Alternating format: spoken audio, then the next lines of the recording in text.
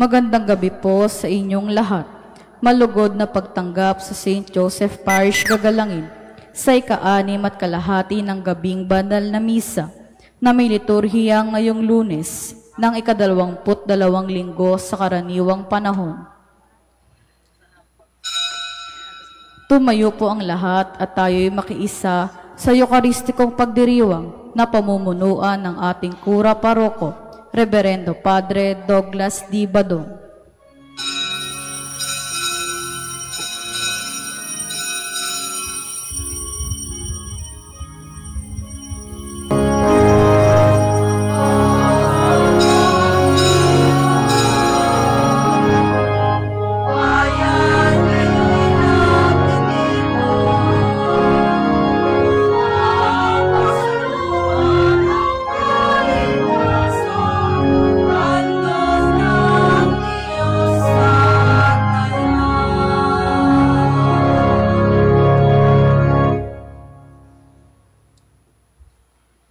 Sa ngalan ng Ama at ng Anak at ng Espiritu Santo. Amen.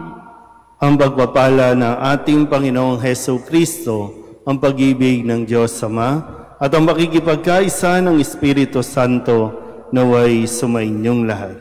At sumaiyo rin.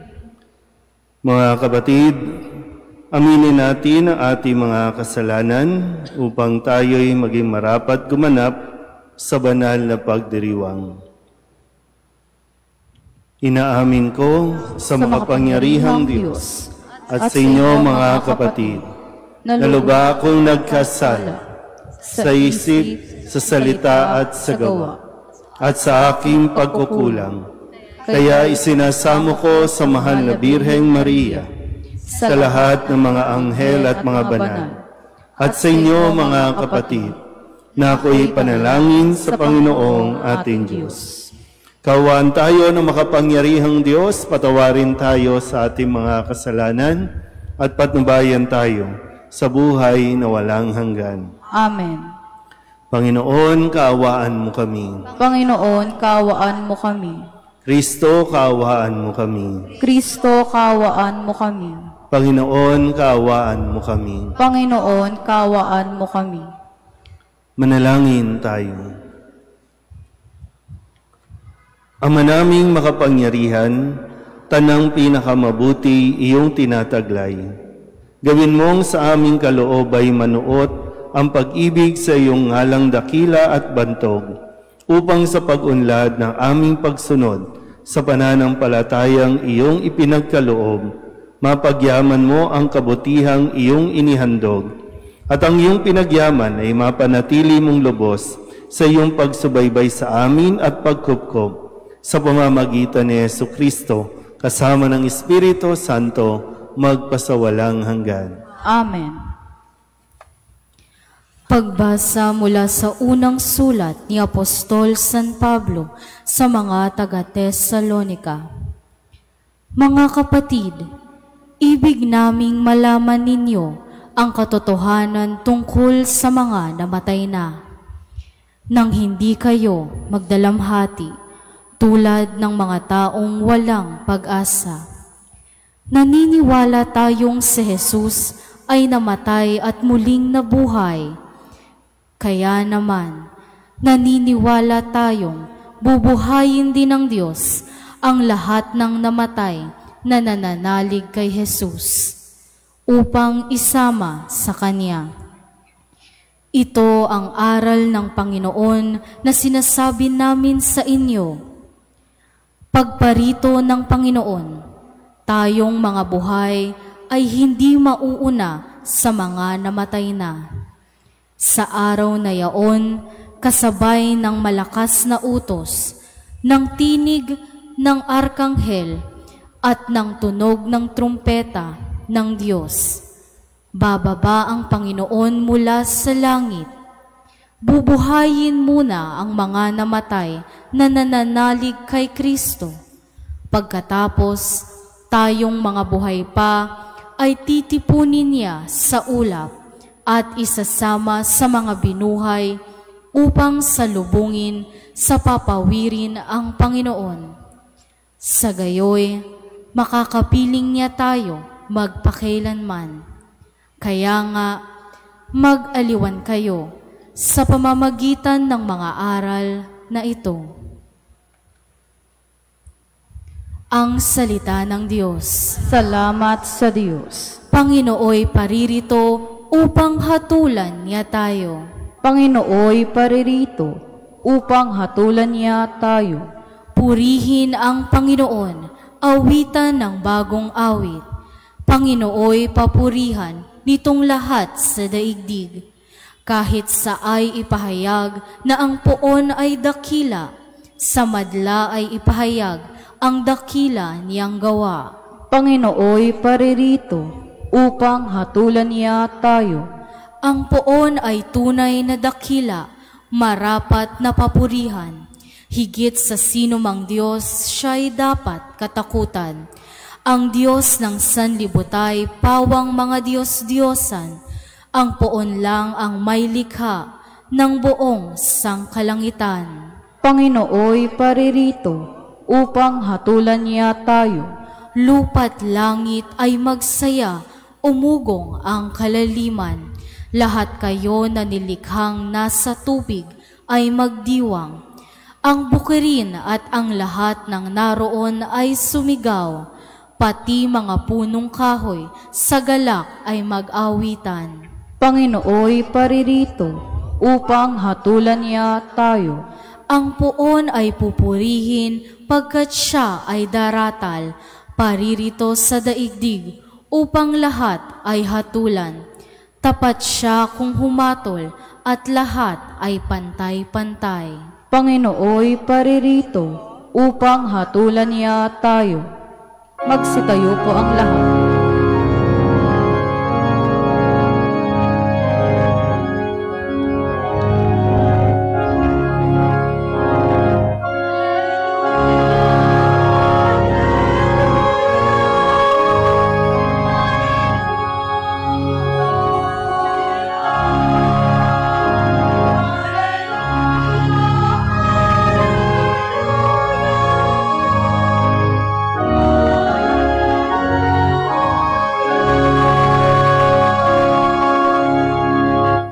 Ikaw, Kristo, ay sinugo upang sa dukhay magturo, magpalaya sa bilanggo.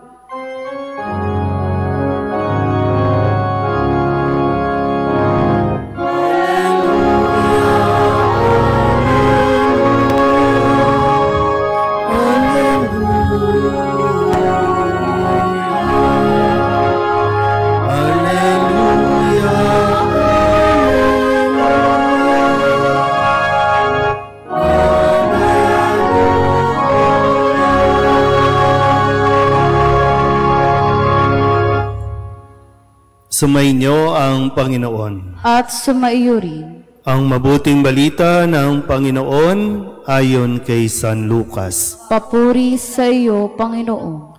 Noong panahong iyon, umuwi si Jesus sa Nazaret na kanyang nilakhan. Gaya ng kanyang kinagawian, pumasok siya sa sinagoga ng araw ng pamamahinga.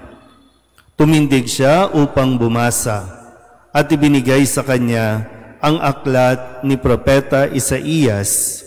Binuksan niya ang aklat sa dakong kinasusulatan ng ganito: Sumasa akin ang Espiritu ng Panginoon, sapagkat tinirang niya ako upang ipangaral sa mga dukha ang mabuting balita. Sinugo niya ako upang ipahayag sa mga bihag na sila'y lalaya, at sa mga bulag na sila'y makakakita, upang bigyang kaluwagan ang mga sinisiil, at ipahayag ang pagliligtas na gagawin ng Panginoon. Binalumbon niya ang kasulatan at matapos isauli sa tagapaglingkod, siya'y naupo. Nakatitig sa kanya ang lahat ng nasa sinagoga at sinabi niya sa lahat, Natupad ngayon ang bahaging ito ng kasulatan samantalang nakikinig kayo. Pinuri siya ng lahat at namangha sa kanyang napakahusay na pananalita. Hindi ba ikaw o ito ang anak ni Jose? Tanong nila. Kaya't sinabi ni Jesus, walang pagsalang babanggitin ninyo sa akin ang kawikaang ito. Doktor, gamutin mo ang iyong sarili.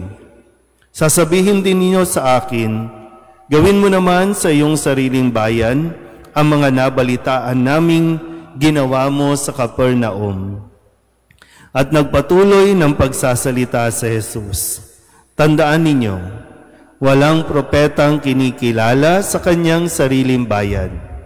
Ngunit sinasabi ko sa inyo, maraming babaeng balo sa Israel noong kapanahunan ni Elias nang hindi umulan sa loob ng 3 taon kalahati at magkaroon ng matinding tagutom sa buong lupain.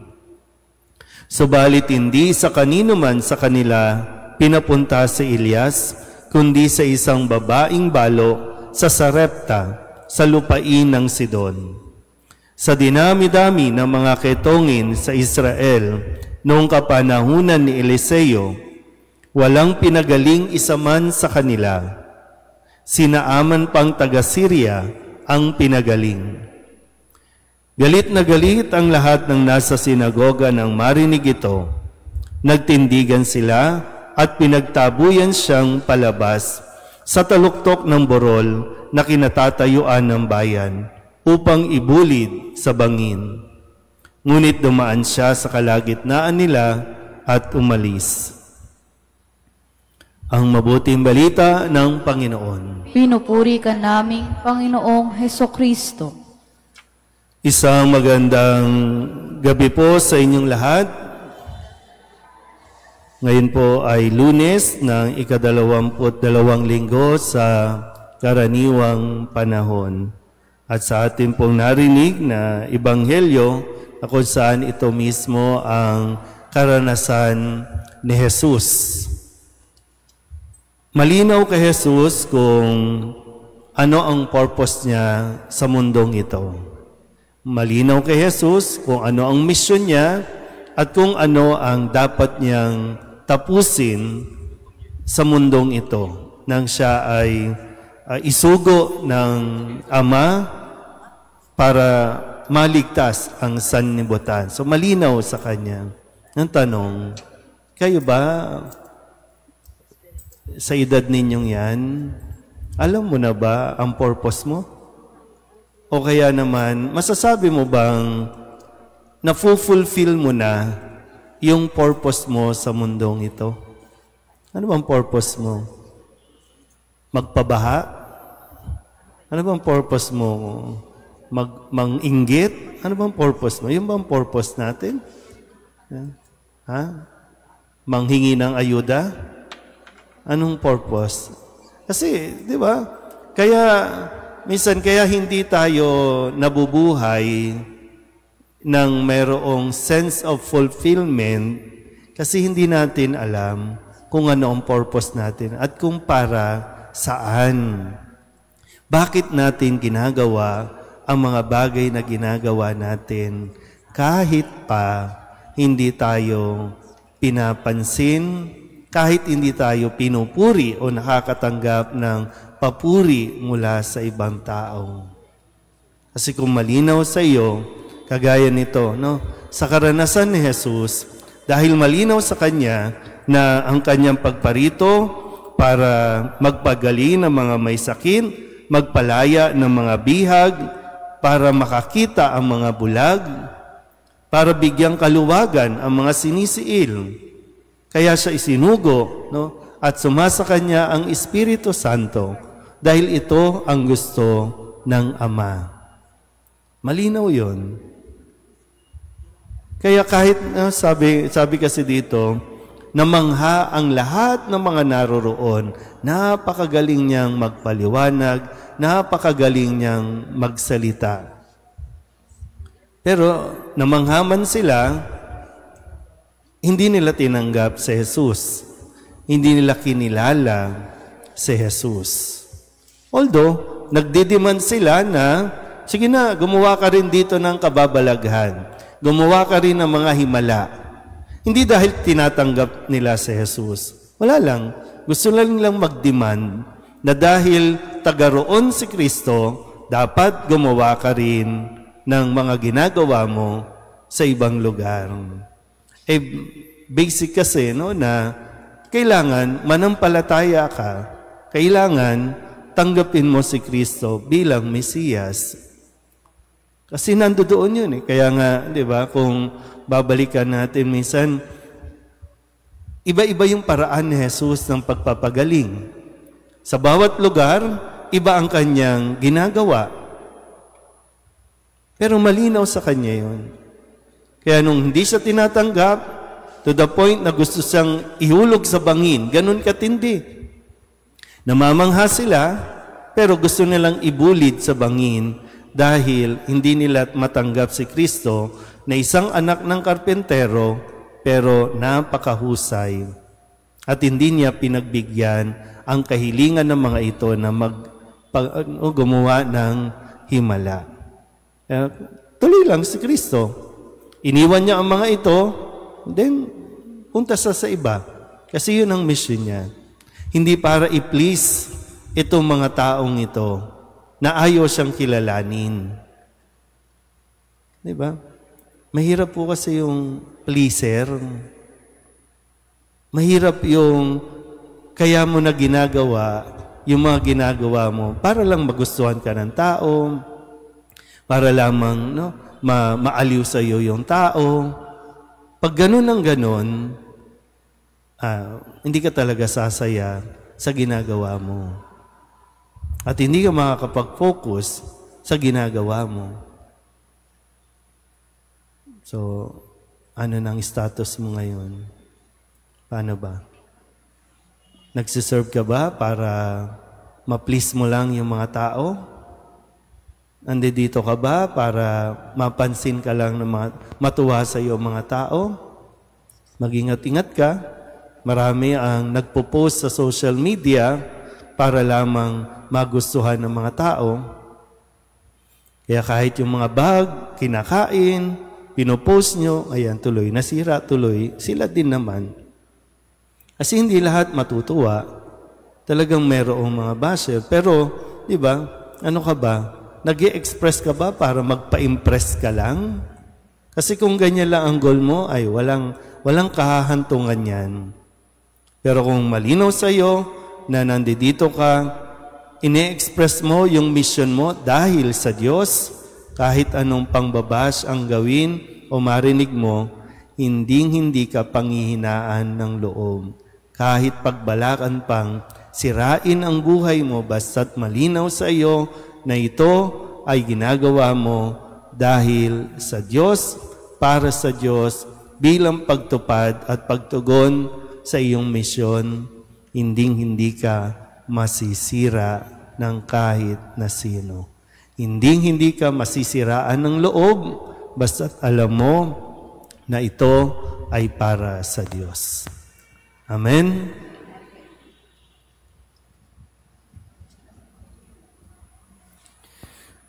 Tinanggihan si Jesus ng sarili niyang mga kababayan. Tanggapin natin siya ng may pananampalataya at manalangin tayo sa kanyang pangalan. Ang ating itutugon, Panginoon, dinggin mo ang aming panalangin.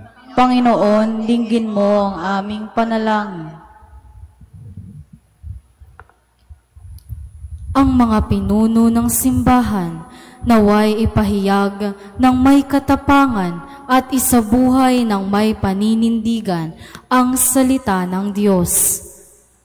Manalangin tayo sa Panginoon. Panginoon, dinggin mo ang aming panalangin. Sa pamamagitan ni Kristo sa atin, naway mapagtanto ng sandaigdigan ang bukal na tunay na karunungan. Manalangin tayo sa Panginoon. Panginoon, dinggin mo ang aming panalangin. Ang mga Kristiyanong magulang naway maging matatag sa pagsunod kay Kristo na siyang daan, katotohanan at buhay. Manalangin tayo sa Panginoon. Panginoon, dinggin mo ang aming panalangin. Ang mga may sakit na nabibigatan sa buhay, naway madama ang presensya ng Diyos sa pamamagitan ng pag-aaruga at malasakit ng kanilang pamilya. Manalangin tayo sa Panginoon. Panginoon, dinggin mo ang aming panalangin. Upang ang pagdiriwang ng panahon ng paglikha ay magbigay inspirasyong suriin ang uri ng pagsasabuhay ng ating pananampalataya ayon sa ating paraan ng pakikipag-ugnayan sa bawat nilikha ng Diyos. Manalangin tayo sa Panginoon. Panginoon, dinggin mo ang aming panalangin. Ang mga tapat na yumao, naway tumanggap ng kaligayahang walang hanggan sa buhay. Manalangin tayo sa Panginoon. Panginoon, dinggin mo ang aming panalangin. Idulog din natin sa Panginoon ang ating mga personal na kahilingan at mga panalangin para sa ating mga pamilya, kasama din ang mga kahilingan ng mga nanonood sa online. Lahat ng mga misang pasasalamat, special na intensyon, agarang paggaling ng mga may sakit, tang lahat ng mga kaluluwa na inihiling na ipagdasal sa misang ito. Ang lahat ng ito inihiling namin sa ngalan ni Kristo, aming Panginoon. Amen.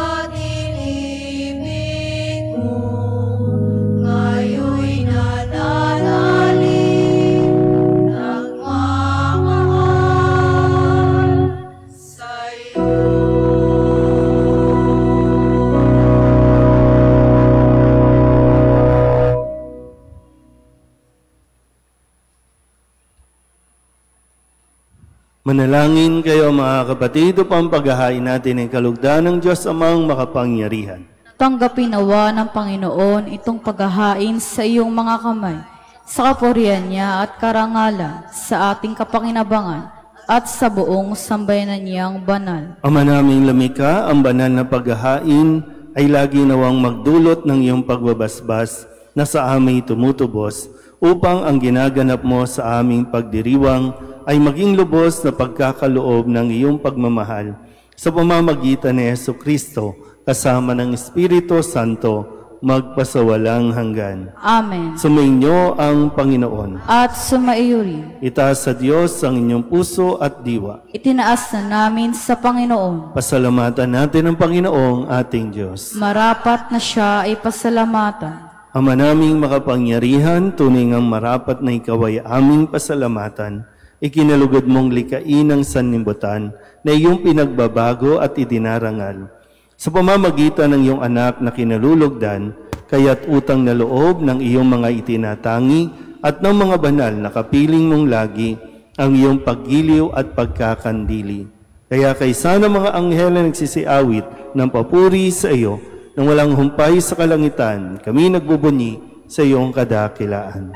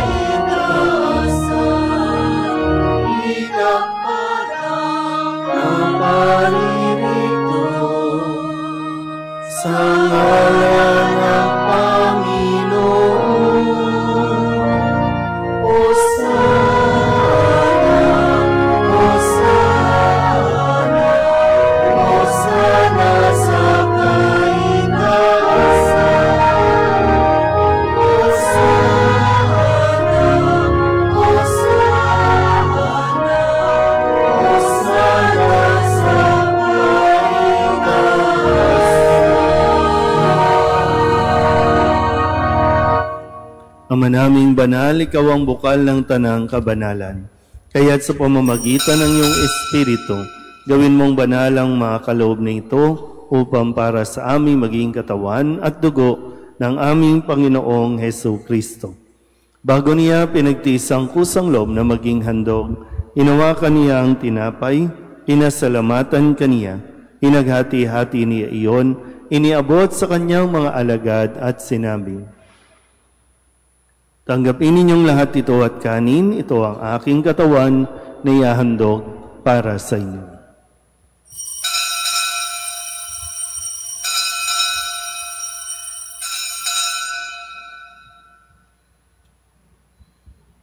Gayun din naman nang matapos ang hapunan, inawakan niya ang kalis, muli kaniyang pinasalamatan. Iniabot niya ang kalis sa kanyang mga alagad at sinabi, "Tanggapin ninyong lahat ito at inumin. Ito ang kalis ng aking dugo, ng bago at walang hanggang tipan. Ang aking dugo na ibubuhos para sa inyo at para sa lahat sa ikapagpapatawad ng mga kasalanan. Gawin ninyo ito sa pag-alaala sa akin."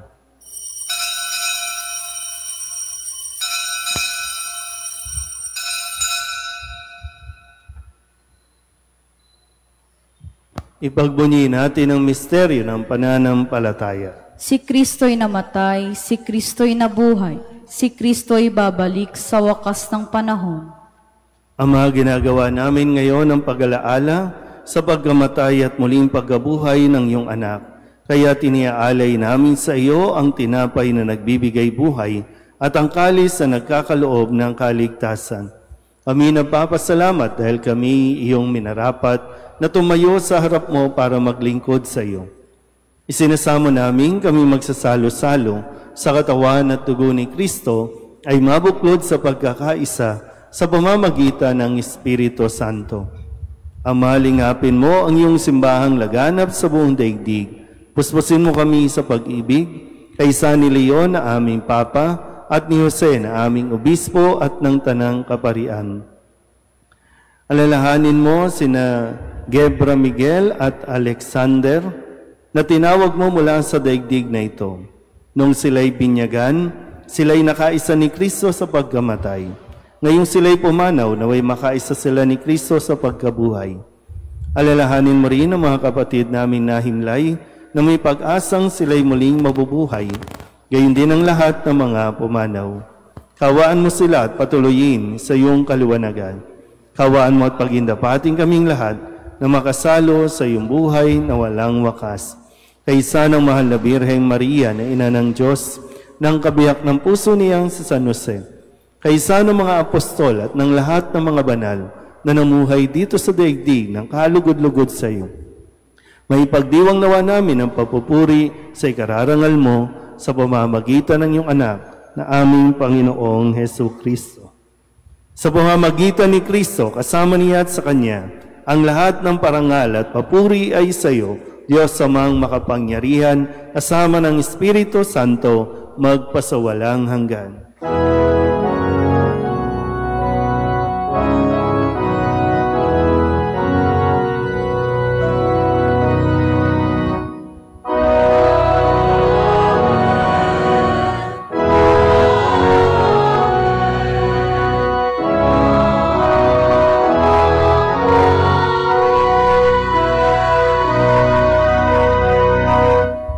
Sa tagabili ng manakagagaling na utos at turo ni Jesus sa Panginoon natin at Diyos, ipahayag natin ang lakas loob. Amen.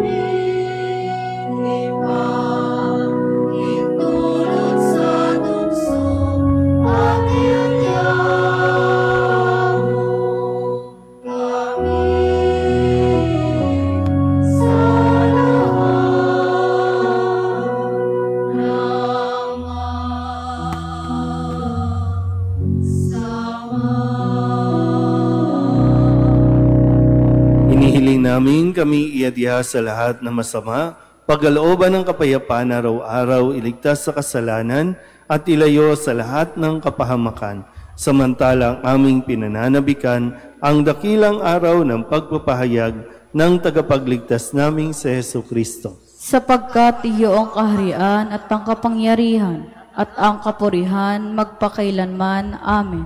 Panginoong Jesucristo, sinabi mo sa iyong mga apostol, kapayapaan ang iniiwan ko sa inyo, ang aking kapayapaan ang binibigay ko sa inyo.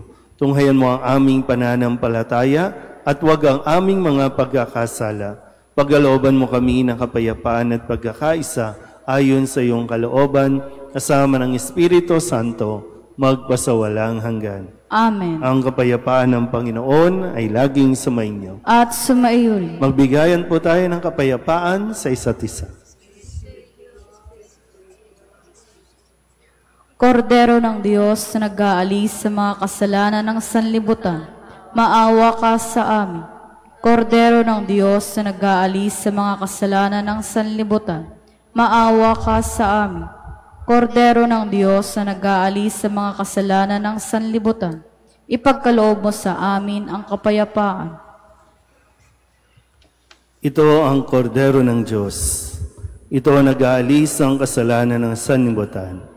Mapalad ang mga inaanyayahan sa kanyang piging. Panginoon, hindi ako karapat-dapat na magpatuloy sa iyo, ngunit sa isang salita mo lamang ay gagaling na ako.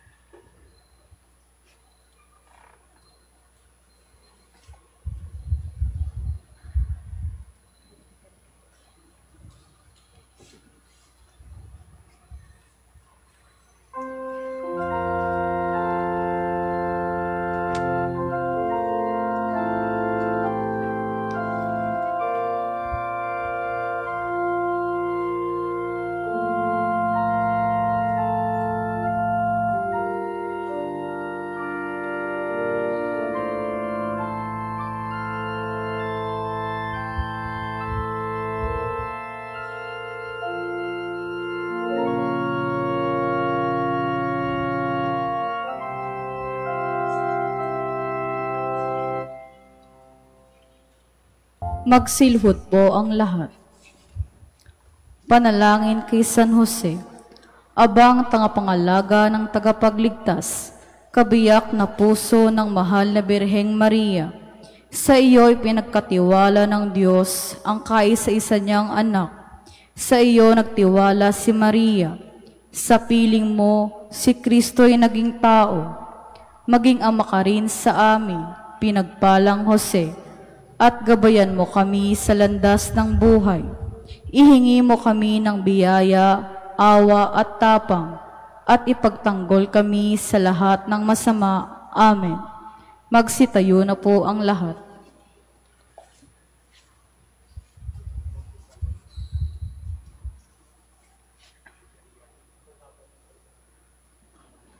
Manalangin tayo. Ama naming mapagmahal, kaming nagsalo-salo sa pagkain mong bigay ay umihiling ng lakas mong inilalaan upang ang kagandahang loob namin madagdagan sa paglilingkod namin sa iyong kadakilaan na nagpapaalab sa pag-ibig namin sa kapwa-tao sa pamamagitan ni Jesucristo kasama ng Espiritu Santo magpasawalang hanggan. Amen. Ngayong araw ding ito ay World Day ng Care of Creation. So sana po mapaalalahanan tayong lahat, pangalagaan natin ang kalikasan. Kahit sa paligid lang natin, sa bakuran lang natin, tapat ng bahay, kahit sa barangay man lamang, mapanatili natin na malinis. Kung kakayanin, maglagay ng mga halaman, ng mga puno, para na sa ganon makasagap pa rin tayo ng sariwang hangin. Kaya yung care of creation, kapag pinabayaan natin ang kalikasan, tayo rin po ang masisira. Sumainyo ang Panginoon. At sumaiyo rin. at pagpalain kayo ng makapangyarihang Diyos, Ama at Anak at Espiritu Santo. Amen. Tapos ang banal na misa, humayo tayo sa kapayapaan ni Kristo. Salamat sa Diyos. Magandang gabi po.